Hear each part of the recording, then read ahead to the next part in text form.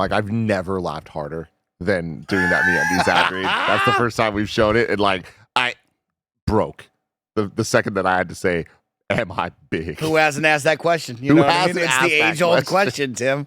Everybody wants to know. Oh, man. Story number 3. Bungie's MOBA will take inspiration from Smash Brothers, it's claimed. This comes from Jordan Midler at VGC. Yeah. Read that one more time for me. Bungie's MOBA will take inspiration from Smash Brothers, it's claimed. There's a couple ways you can go about this, but then once we actually read what it's all about, and then it doesn't go the way that I thought it was. Well, then you also think about that, and that headline doesn't include for PlayStation. Yeah. Okay. Gummy Bears, a MOBA that was previously in development at Bungie before being spun off to a new PlayStation studio, will reportedly take inspiration from the Smash Brothers franchise. Little's known about Gummy Bears other than what can be gleaned from concept art released from the studio. Previously, Gummy Bears was in development alongside Marathon, Bungie's shooter revival. In a new report, the Game Post claims that Gummy Bears is described as a team-based competitive MOBA, which is planned to be aimed at a younger audience with a brighter, more vibrant art style. The game's described as having lo-fi and cozy vibes. Said no one ever about a MOBA. No one ever has described a MOBA that way. The rule with MOBAs is you don't play MOBAs with your friends because it ruins friendships. How we do? That's the opposite of a MOBA. Gummy Bears will reportedly use a percentage-based health system, which is described as being similar to Smash Brothers. It also is claimed that players can be knocked off the map entirely, also inspired by Smash Brothers. All right, Mike, preach. Where are you at? Tim, this is whack, is what I thought about. So, I was lost. At first, I was like, oh, a MOBA inspired by Smash Brothers. Then my mind went to like, oh, everybody's here. They're going to make a MOBA like PlayStation Battle Royale All-Stars, which will just have all the Sony cast in it. Okay, maybe. Probably the wrong market and genre to get into, but okay, do your thing. And then I read it and I was like, this doesn't seem right, especially when you go lo-fi and cozy vibes. Described as no other MOBA, but I think it's more visual. I don't think they mean that by gameplay. You know what this is? This is going towards the younger audience, and this reminds me of Brawl Stars. All the young kids right now in middle school and beyond are playing Brawl Stars. This is a 3v3 and Battle Royale game. I'm telling you, Tim, that's the game. If you ask any kid out there, they're playing Brawl Stars, Roblox, and Fortnite. Those are the big games. There's some Siege in there as well if you're watching Twitch, but Brawl Stars is the game, and I think this is just one of those ideas of, hey, how do you get the younger audience involved? What are they currently playing? I think you jump on the back of that. I just don't know if MOBAs are the answer. I think you got to find something a little bit different. We'll see when it really nets out what this looks like. Health percentage, like Smash Bros. Okay, I can see it. Falling off the map, interesting. MOBAs usually are just tied to the 3 lanes, the jungle. Pushing somebody off the map might be a cool, fun mechanic, but doesn't give super intense MOBA vibes to me, so we'll see. We'll see. MOBAs are interesting. Go for it, Barrett. I was just wondering if we think the at least the concept name of the game or whatever you call it is called Gummy Bears, right? Yeah. Do we think it's based off of the Gummy Bear song? I hope so. I love gummy bears. I just want everybody to know I can eat an endless amount of gummy bears. That's crazy. What's your favorite gummy bear? All of them. Put them all in my mouth at once. You know what I mean? I don't know the difference. Okay, I don't think I've ever. How is all of them? Yeah, I don't know how I just one. You know what I mean? I don't know that there's a difference in how they taste. Yeah, it's an interesting one here, Tim. It's not something I would expect from Bungie. I guess when I read the name and I read the headline, my eyes kind of roll of like, that's weird. But like, video games are weird, and sometimes you have to take chances. But in a story we'll talk about in a little bit, it's tough taking chances in today's market where a lot of studios take chances, and then they fail, and then they get shut down 3 months later. Yep. So it's very difficult to be like, oh, I'm going to really root this on when I know this isn't really probably Bungie's roots. This isn't what Bungie is known for on the outside.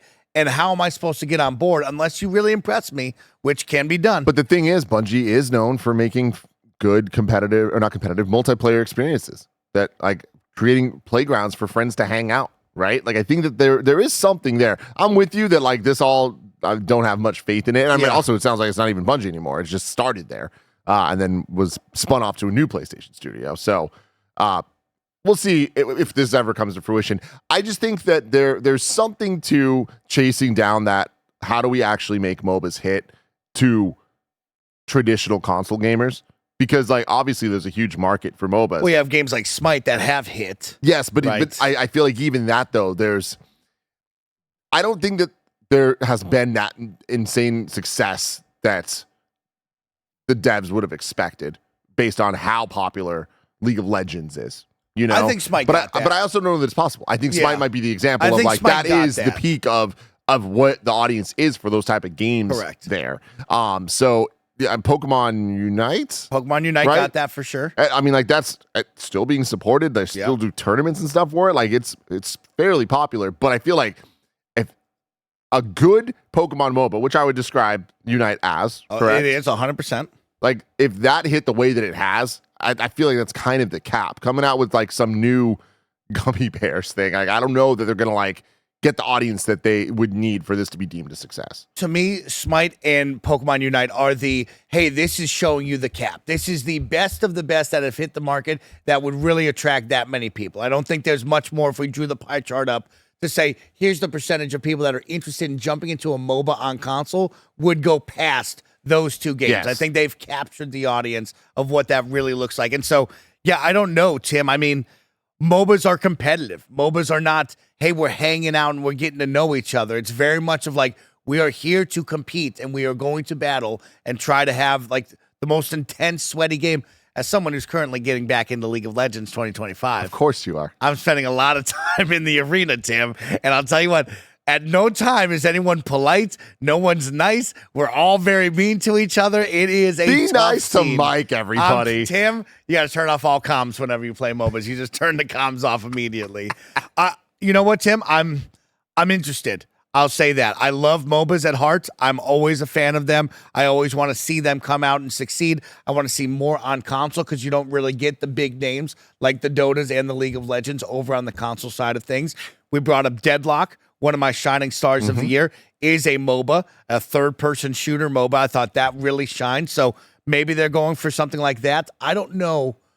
I just go to Brawl Stars, right? Like try to attract that younger audience with something like this. Let's see if it sticks.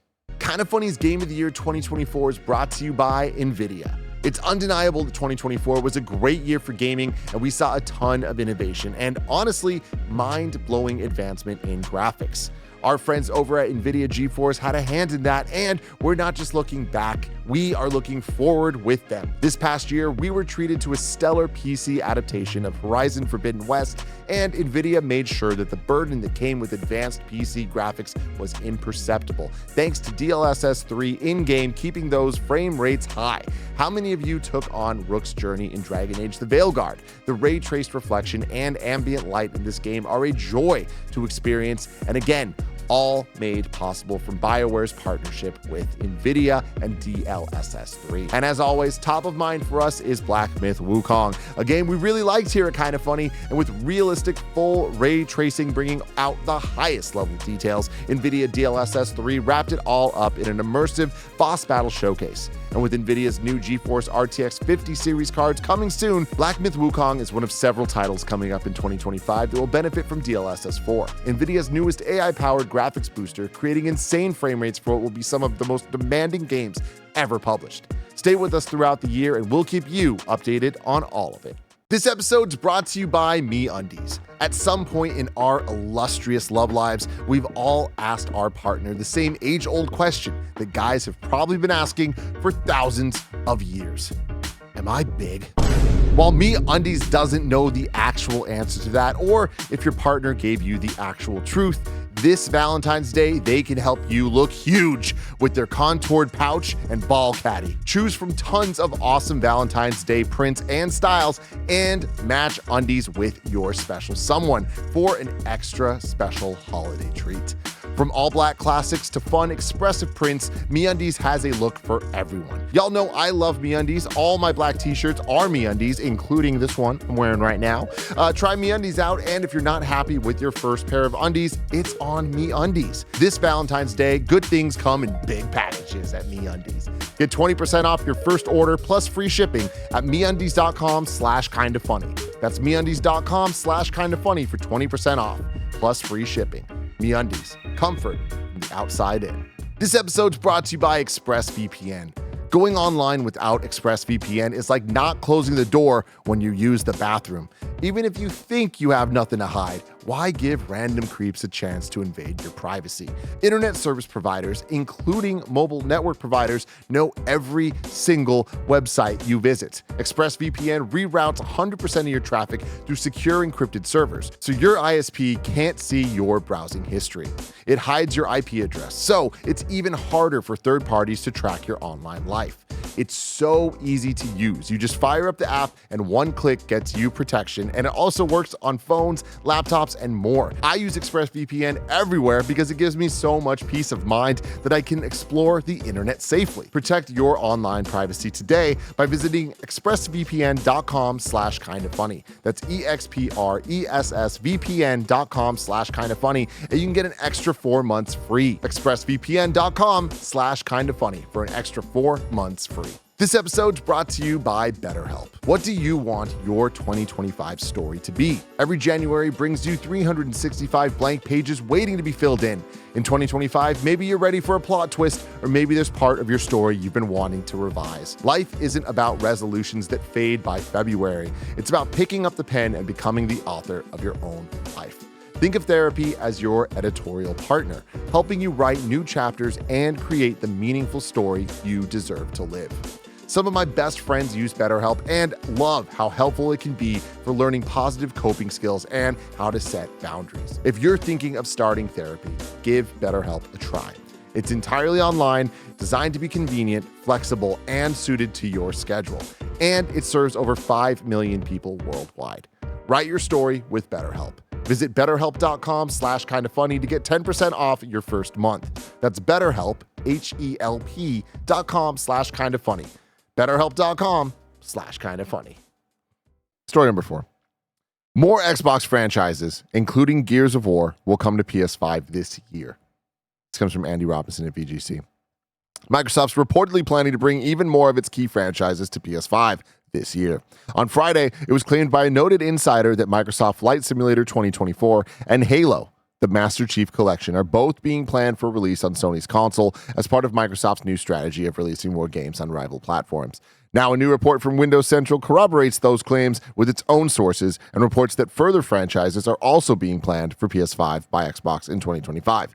According to the publication, Ninja Theory's Hellblade 2, strategy title Age of Mythology, and potentially Gears of War 1 Ultimate Edition are all slated for release on PS5 this year. Yeah, that sounds about right.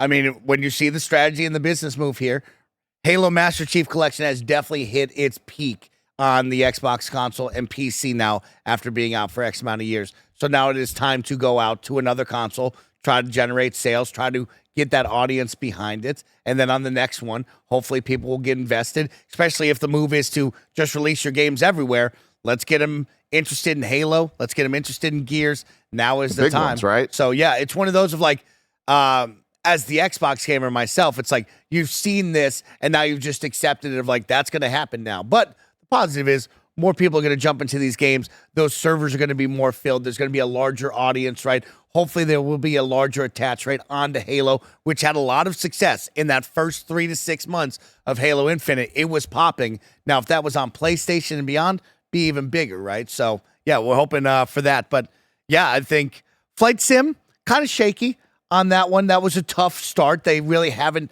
nailed that launch quite yet, even here, standing to this day. But I've enjoyed a lot of it. I've had so much fun playing it. And Master Chief Collection, you get them all. Especially with the, 25-year anniversary coming up next year, I believe, for Halo CE. So now's the time to strike with something like that. And Master Chief Collection, broken when it launched. Great now, but people aren't playing because it's an old game. But, yeah, if it gets that second, third, whatever life it is, like that'd be great for it. I remember back when Cuphead was first announced to be coming to Switch. And that was like a big deal. And I remember there was rumors circulating at that point. Of course, all coming from just doom and gloom of just like console war bullshit. But I remember conversation brewing about, oh shit, Master Chief Collection is going to come to Switch. And then that ended up not happening. But here we are many years later. Like you said, I think that this is not surprising at this point. They've straight up said the strategy. They've been acting out that strategy. I keep saying this, but I feel like if you're going to have that as a strategy, lean all the way in.